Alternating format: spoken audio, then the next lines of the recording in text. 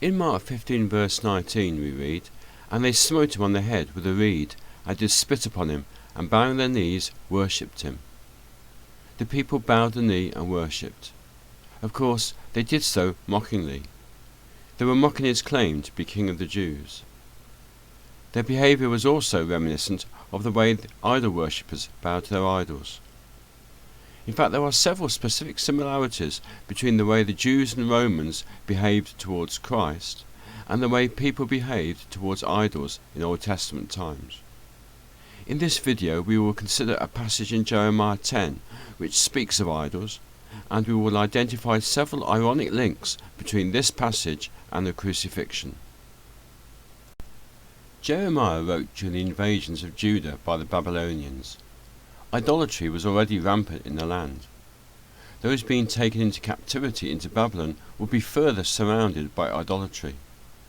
The victory of the Babylonians seemingly vindicating a belief in their gods, such as Bel and Nebo. Against this background, Jeremiah in chapter 10 warns against the futility of idolatry. In verses 3 to 5 he said, "For the customs of the people are vain, for one cutteth a tree out of the forest, the work of the hands of the workman with the axe. They deck it with silver and with gold, they fasten it with nails and with hammers, that it move not. They are upright as the palm tree, but speak not. They must needs be born, because they cannot go. Be not afraid of them, for they cannot do evil, neither also is it in them to do good." The idol was made from a tree, could not speak, could not move, and it could do no evil. The stake upon which Christ was crucified is referred to as a tree by Peter in Acts 5. And just as an idol had to be born, so Simon of Cyrene had to bear the stake. With regard to Christ himself, he was nailed to the tree just as parts of an idol were fastened with nails. And just as an idol cannot speak, so Christ chose to answer nothing. And just as an idol can do no evil, so Christ had done no evil. In verses 8 and 9, Jeremiah wrote, "But they are altogether brutish and foolish. The stock is a doctrine of vanities. Silver spread into plates is brought from Tarshish, and gold from Euphas. The work of the workman, and of the hands of the founder. Blue and purple is their clothing. They are all the work of cunning men."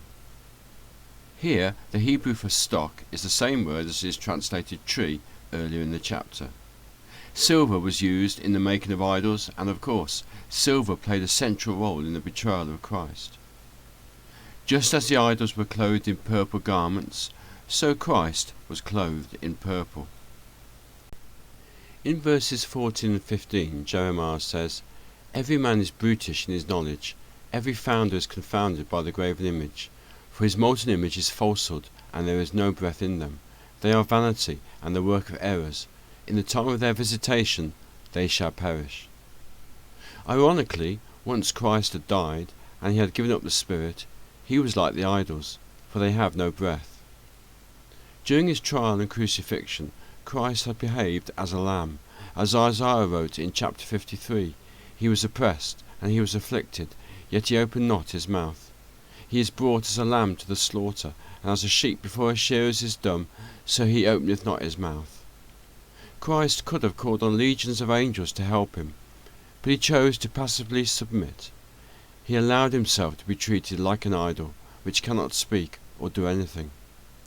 Of course, Christ was not an idol, or seeking to portray himself as an idol, but his submission allowed the wickedness of the people to be manifest, a wickedness which emulated the idolatry of the Jews before their exile and the idolatry of the pagan Romans in the 1st century.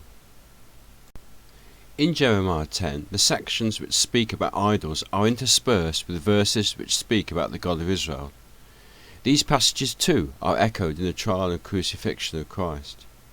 In verse 7, God is addressed as King of Nations, and Christ too was addressed as King.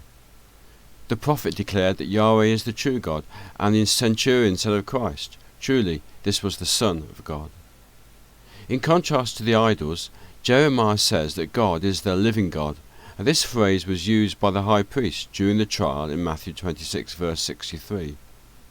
In verse 12, Jeremiah speaks of the power of God and the heavens.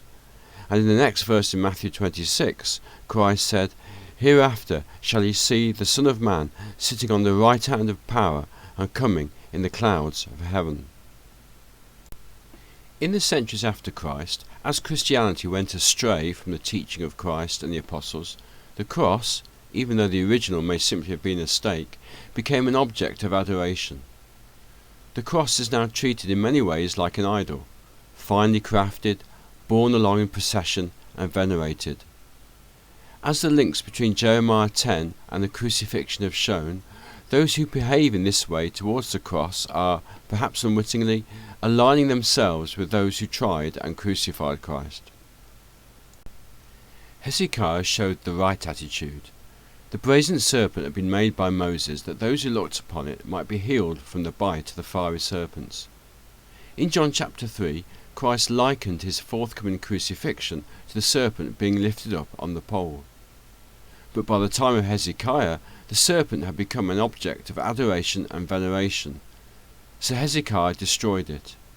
He called it Nehushtan, which means a thing of brass. There was no reason for preserving the serpent, no reason for preserving relics of the serpent, and certainly no reason for pretending later that a piece of brass had originally been part of the serpent. In Jeremiah 10 verse 15, Jeremiah said of the idols, "They are vanity, and the work of errors. In the time of their visitation they shall perish." The idols of Judah perished when the Babylonians invaded the land, and the Babylonian gods would later perish when Babylon was overthrown by the Medo-Persians. When Christ came to his people, it was their time of visitation, but they would be found wanting, for they treated the Son of God with disdain, as though he was a dumb idol. And so they brought upon themselves the destruction of AD 70. As Christ said of Jerusalem, "And shall lay thee even with the ground, and thy children within thee, and they shall not leave in thee one stone upon another, because thou knewest not the time of thy visitation." But in the end, unlike the idols which perish, Israel will be saved, as Jeremiah goes on to say in chapter 10, "They are vanity, and the work of errors. In the time of their visitation they shall perish." The portion of Jacob is not like them, for he is the former of all things, and Israel is the rod of his inheritance. Yahweh of hosts is his name.